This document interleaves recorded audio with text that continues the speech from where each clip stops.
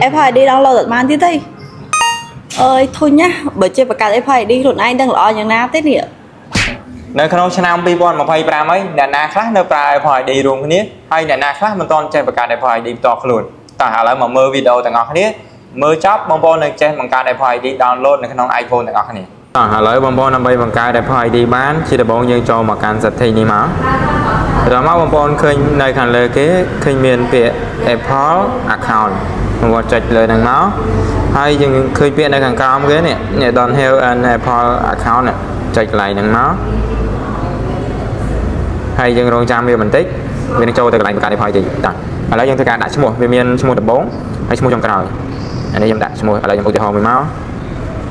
Apple មានជ័យអានេះខ្ញុំឧទាហរណ៍បង្កើត Apple ID ខាងខ្ញុំបាទយើងរើសថ្ងៃខែមកយើងដាក់ឲ្យបានអាយុយ៉ាងច្រើនទេមកយើងដាក់ឆ្នាំ2000នេះចឹងណាហើយយើងចុច continue នៅត្រង់កន្លែងនេះបងប្អូនអត់ត្រូវបំពេញ mail នៅខាងលើនេះទេបងប្អូនយកខាងក្រោមអក្សរ QQ នេះ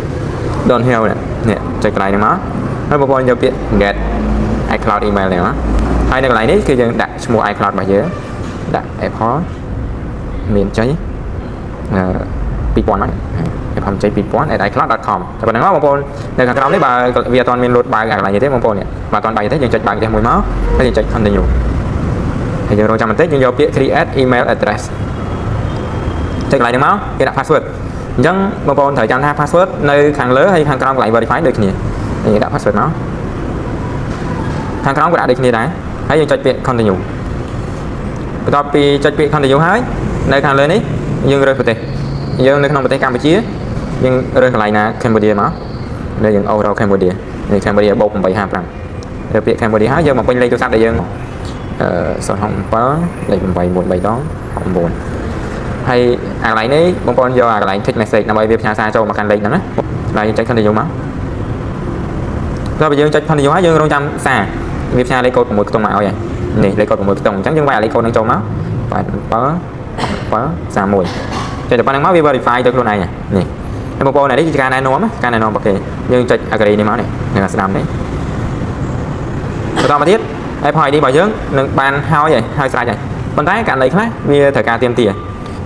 យើងទៅ verify នៅពេលដែលយើងចង់ download កម្មវិធីឥឡូវឧទាហរណ៍យើងចូលទៅកាន់ App Store ដើម្បីធ្វើការសាកល្បងនៅក្នុងការ download កម្មវិធីយើងចូលមកកាន់ App Store មកចុច continue មកអានេះយើងចូលចំណុចទី2មកយើងរក app ណាដែលយើងចង់ download ឧទាហរណ៍យើងដាក់ TikTok នេះយើងចុច get មក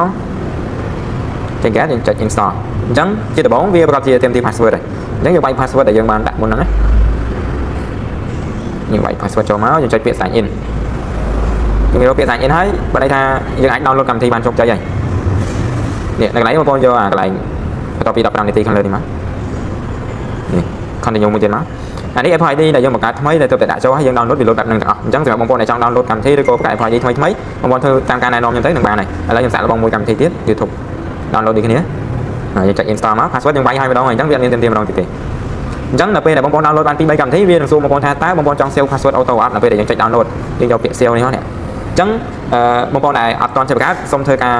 តាមការណែនាំរបស់ខ្ញុំនៅក្នុងវីដេអូនេះទៅបើសិនជាបងប្អូនមានចម្ងល់កន្លែងណាបន្ថែមបងប្អូនអាច comment នៅខាងក្រោមវីដេអូនេះបានបាទអរគុណច្រើនជួបគ្នានៅវីដេអូបន្តទៀត